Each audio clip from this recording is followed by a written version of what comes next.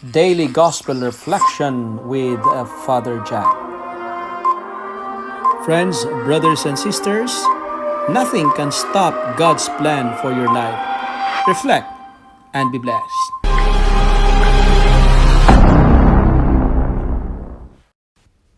Good morning, my dear brothers and sisters. Today is the first day of June 2020, Monday of the ninth week in ordinary time, and our gospel for today is from the account of John, chapter 19, verses 25 to 27. In today's celebration, my dear friends, allow me to focus my reflection on our first reading, taken from the book of Genesis, chapter 3, verses 9 to 15. This passage of the Bible speaks about the effects of sin in our life.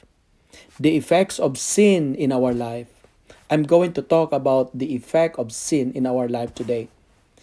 In Hebrew, sin was translated as hata, meaning missing the target.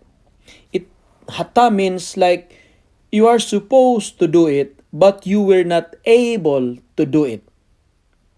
That's why the first sin recorded in the Bible is disobedient. They are supposed to obey, but they disobey. That's why, my dear friends, when we disobey, we commit sin, and it is a hata. The three effects of sin are the following according to our first reading. First, the first effect of sin is shame. Shame. In the Bible, in our first reading, it says, I heard your voice in the garden, and I was afraid because I was naked. In our life, you know what? When we commit mistakes, when we commit sin, our initial tendency is we hide. Why? Because sin is shameful. We hide because it is scandalous.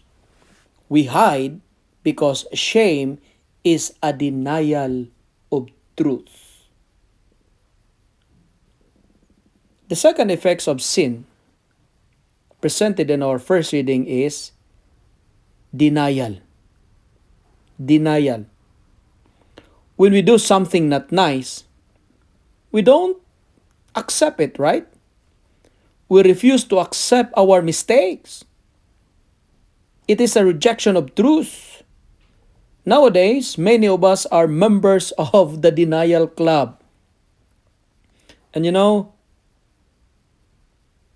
the third and the final effect of sin is blaming, or I call this one finger pointing. The Lord is asking them,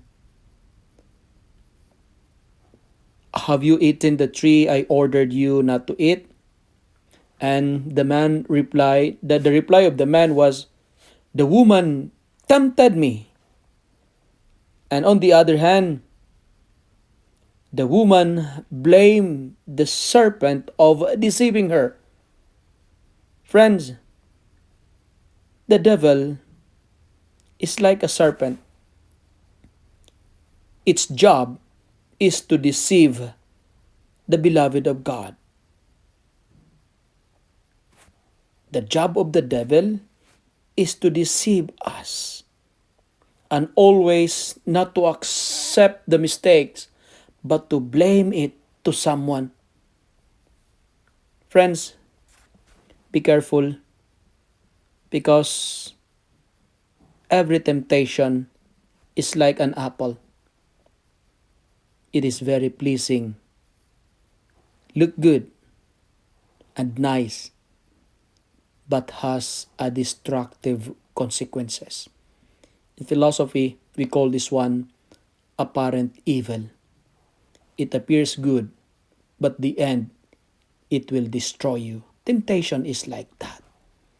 Temptation is just like a temporary pleasure, but it ends into eternal damnation.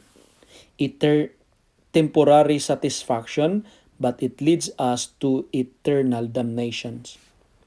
But the good news is this: amidst of our mistakes and sinfulness, we have a God who always searches for us, and He always asks us, "Where are you?" Friends, if we disobey, even if it is shameful, even if we deny our mistakes, there's a God who always look for you. Amen.